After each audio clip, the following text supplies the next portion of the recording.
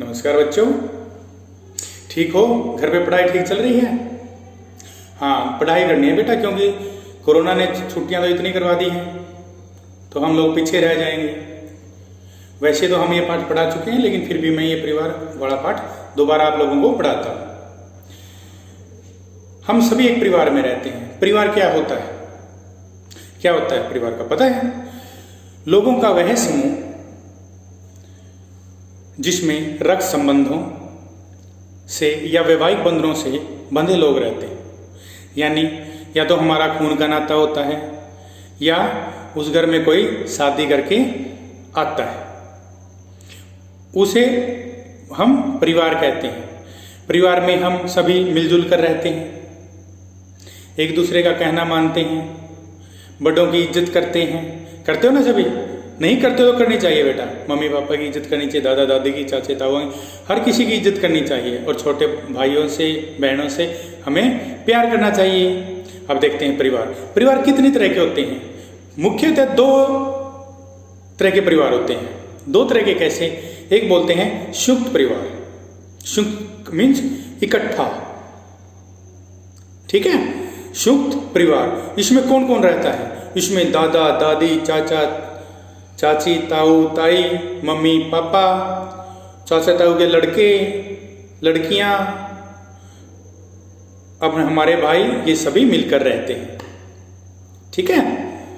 अब एक दूसरी तरह का परिवार होता है, उसमें कौन रहता है? उसको बोलते हैं एकल परिवार। एकल परिवार छोटा परिवार होता है, जिसमें मुख्यतः रूप से कौन पाए जाते हैं? मम्मी पापा और बच्चे। बच्चे भी कौन से?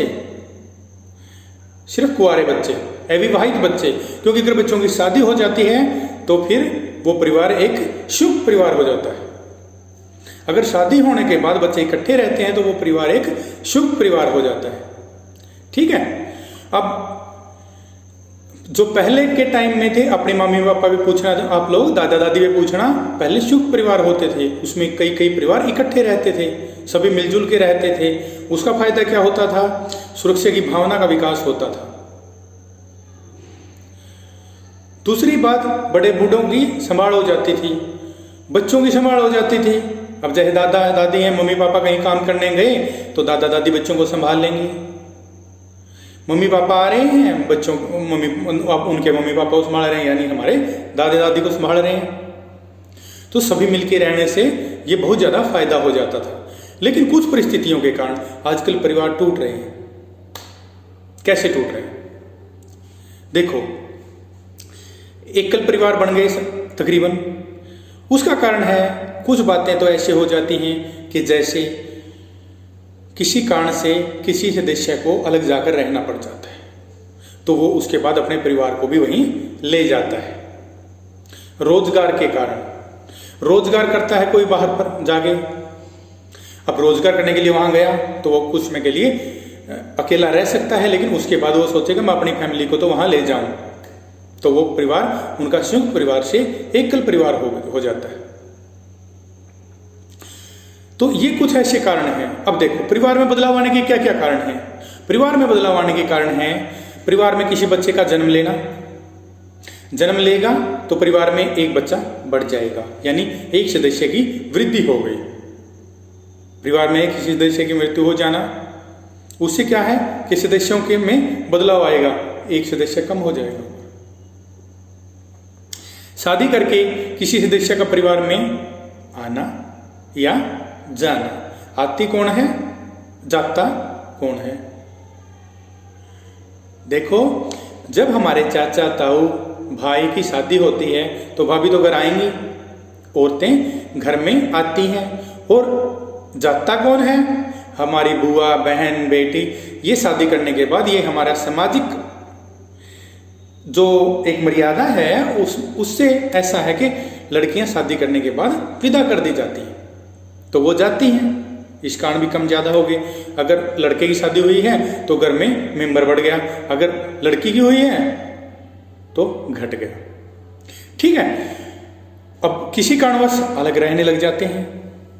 किसी कारणवश मीन्स कुछ भी कारण हो सकता है ना। क्या क्या कारण हो सकता है? शादी का भी कारण हो सकता है, बता दिया मैंने। लड़की की शादी होती है, चलेगी। कई बार लड़के की शादी होती है, आने के बाद उनकी पत्नी की परिवार के साथ ना बनती हो, वो अलग हो जाएं। लेकिन ये क्या हो गया? आपसी झगड़ों के कारण। जब आपस में झगड़े हो जाते हैं किसी भी कारण से, तो भी परिवार अलग रहने लग जाते हैं, अलग हो जाते हैं, क्योंकि उनकी आपस में बनेगी नहीं बनेंगे तो वो अलग अलग रहना शुरू कर देंगे, यानी संयुक्त परिवार अलग हो जाता है। वो परिवार एकल परिवार में बदल जाता है। और क्या कारण होता है? पढ़ाई के लिए भी कई बार हम लोग बाहर जाते हैं, हमको कॉलेज में जाना है पढ़ने के लिए। चलो, आप लोगों का भाग्य अच्छा है, आपके गांव के अंदर, शहर के अंदर यहाँ पर कॉलेज है। सबका भाग्य ऐसा तो नहीं होता कि वो बीए कर ले, वो भी अपने ही शहर से, एमए कर ले, वो भी अपने शहर से। ऐसा हो सकता है कि उनको भी फिर पढ़ने के लिए आगे जाना पड़े। अब पढ़ाई के लिए जब वो बाहर जाएंगे तो क्या होगा? पढ़ाई के लिए जब वो बाहर जाएंगे तो वो वहां रहने लग जाते हैं, तो परिवार के सदस्य अलग जाके इस कारण भी रहते हैं। कोई जरूरी नहीं होता कि सिर्फ लड़ाई से या वैसे ही रहेंगे, पढ़ाई के कारण भी हो सकता है, एक अच्छा कारण है ये पढ़ाई का।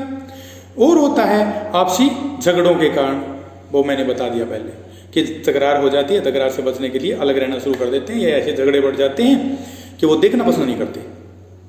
रोजगार के लिए नौकरियां लगी, वो बाहर गए, ठीक है, रहना पड़ता है उनको, फिर वो परिवार को ले जाते हैं, ठीक है। अब ये बातें हैं संयुक्त परिवार, एकल परिवार। संयुक्त परिवार पहले समय में ज्यादा होते थे,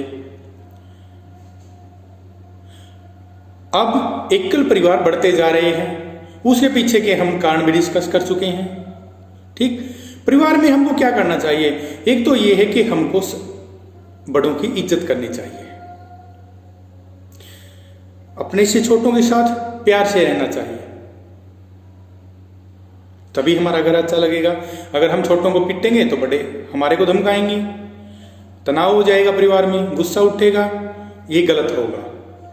प्रेम प्यार से रहना चाहिए सबको मिलके, मम्मी पापा का कहना मानना चाहिए, अपने से बड़ों का कहना मानना चाहिए। पढ़ाई करनी चाहिए आप लोगों को, ठीक है, वेरी गुड, बहुत अच्छे बच्चे हो आप लोग। समझ गए परिवार के बारे में कि पहले परिवार संयुक्त परिवार सभी लोग इकट्ठे रहते थे, आज के परिवार एकल परिवार यानी मम्मी पापा भाई बहन ही रहते हैं। अधिकतर ऐसा है, अब भी संयुक्त परिवार है, ऐसी बात नहीं है, आप लोगों के भी है, मैंने घर पे जाके देखा है।